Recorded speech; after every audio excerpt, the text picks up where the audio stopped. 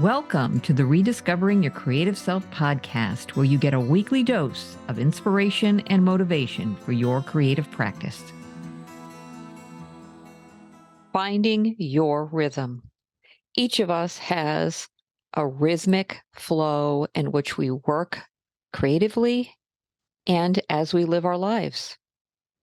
Each person, each creative being adds to the overall musical orchestration that we call life. So as artists, we need to discover, what is our rhythm?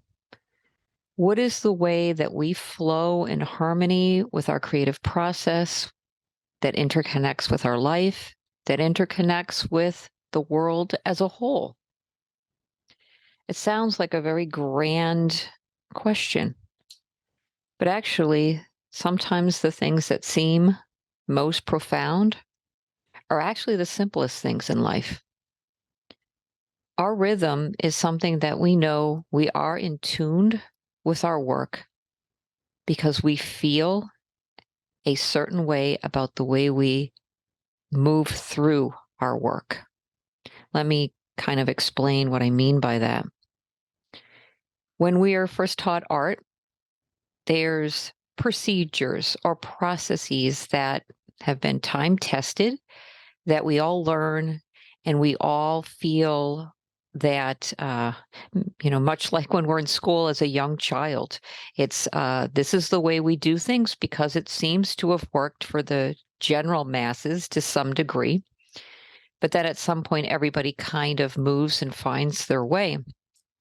But with art, it's a little bit different. I think the more you put off that aspect of finding your way or finding your rhythm, the more you're connected to a more homogeneous, in other words, a more collective, very particular kind of work that everybody is creating versus a work that's more signature or individualistic to you. So that's what we're talking about, is our ability to recognize and break away from the traditional norms, the set patterns that social norms or the artistic norms that are set for us, and finding our own way.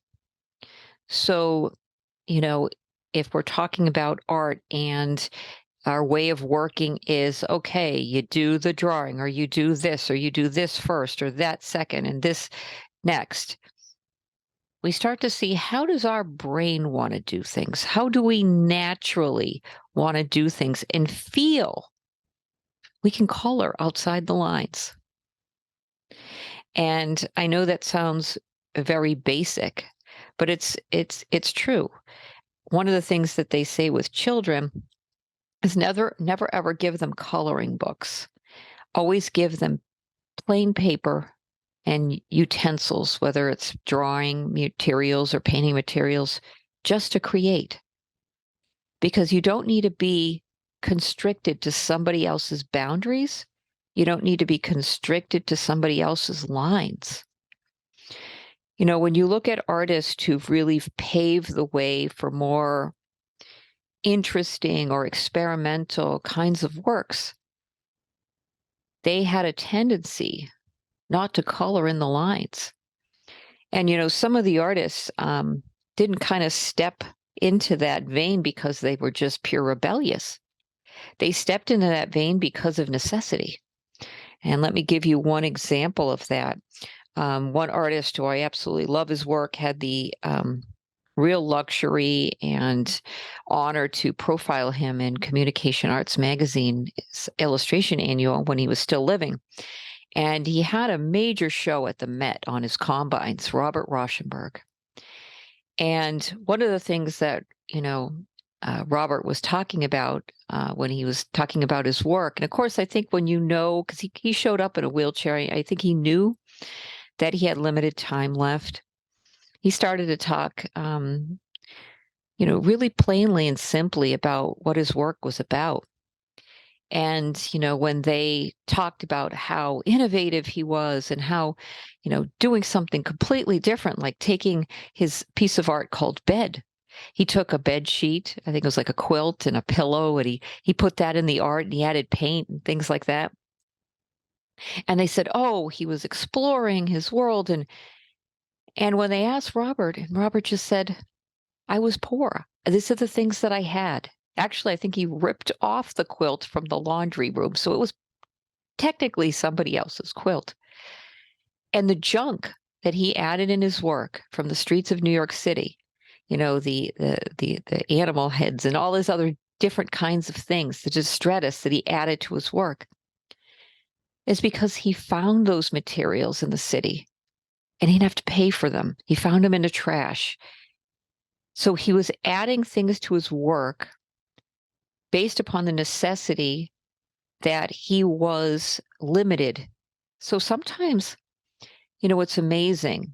Limitations can actually increase our creativity because when we're unlimited, okay, and we can do almost anything, we're going to rely on our safety zones, right? We're going to rely on our ability to, well, I can do this, I know this because I can keep doing it. It's not till something drastically changes in our life that we open a new door, right? And those new doors, I think, are required for us to grow, for us to find our own unique rhythms. To really know who we are is to be challenged. To really know who we are is to try things a little bit differently and maybe give in. I always say, give in to what that instinct is saying to you inside. Sometimes I'm working on a piece and I go, I just want to do this. But then there's another part of my brain sometimes that says, but if you do it this way, it's going to look good and you're going to know what's going to happen and it's going to be a good piece in the end. And then there's this little voice that says, but I want to do it this way. And I think sometimes we have to give in to that little voice. We have to take a chance. We talked about mistakes before. We have to take a chance of making mistakes, but that's our way of discovering new things. It's our way. Those little decisions that we make is a way that we find our rhythm. We find the soundtrack to our creative soul. And, one of the things about that I absolutely love and continue to love about Robert Rauschenberg's work is he not only started to combine these paintings with relief to sometimes full relief to interactive elements in his work, he actually had to come up with a new name because they said, Robert, are these paintings? Are these sculptures? And he thought of Alexander Calder's work, and he had come up with his own name, Calder did, for his work. And so Rauschenberg said, well, I'm going to come up with my own name. Because, see, the human brain can't visualize something until it has a name and it sees something that it relates to that name. So he came up with the word combines. So in his journey of finding his rhythm, finding the beat of his creative soul was kind of based on necessities and instinct. Well, this is cool. I love this texture of this thing that I just found in the garbage. Maybe I could use that in my work somehow. Maybe that can be the subject of the work. And he explored that. So as you're in keeping in tune, okay, we've got a musical analogies going on here. When you're keeping in tune with your creative spirit within, listen to those little urges, those little sparks, those little things that tell you, really feel like doing this. But then, you've got that trained universal left side of your brain that says, well, that's breaking the rules. That's going against this. And sometimes you make choices about which way you go. And I think if you're actually listening to this podcast, you have some kind of um, affinity for or tendencies to being a little more experimental in your work by nature. Okay.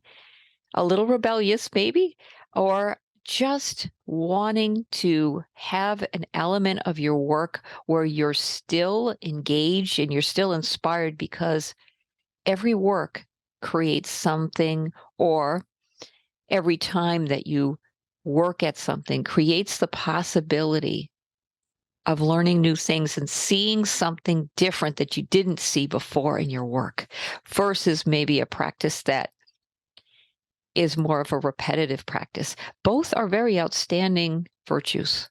They both are very outstanding virtues. It is just my own personal views or my own personal interests is that I like to pursue the one that's more unexpected.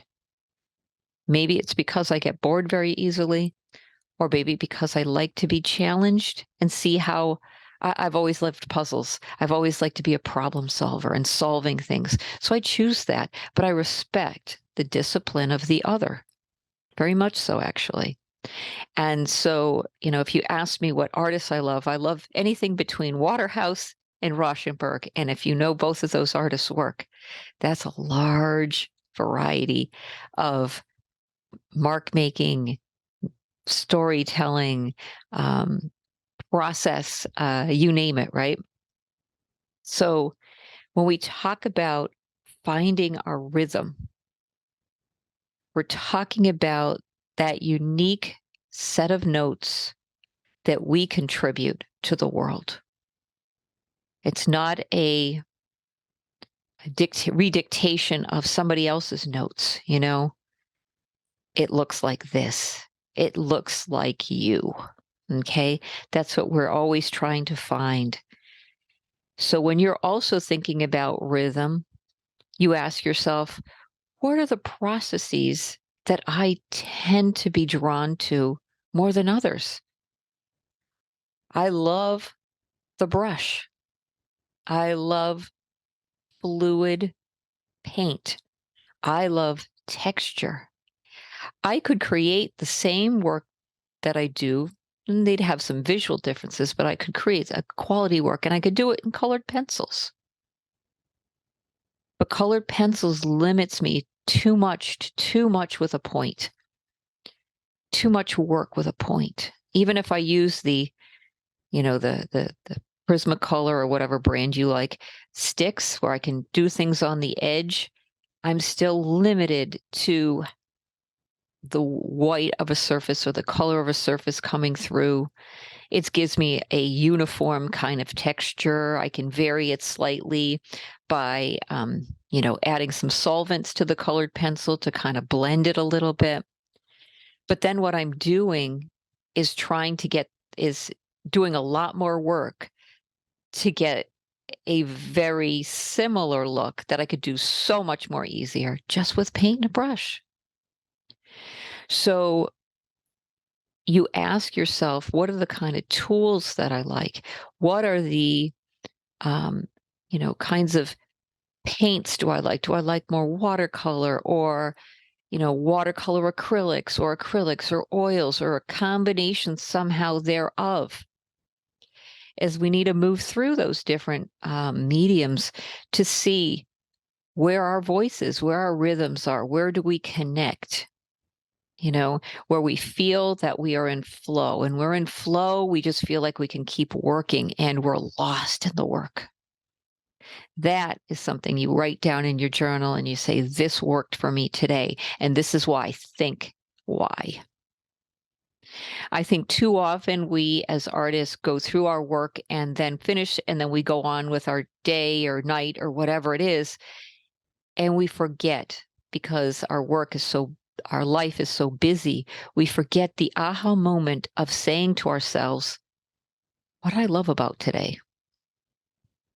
What was good about today's work or today's process when I was working? And how can I have more days like this? Those are questions that you can ask yourself that help you to create a flow,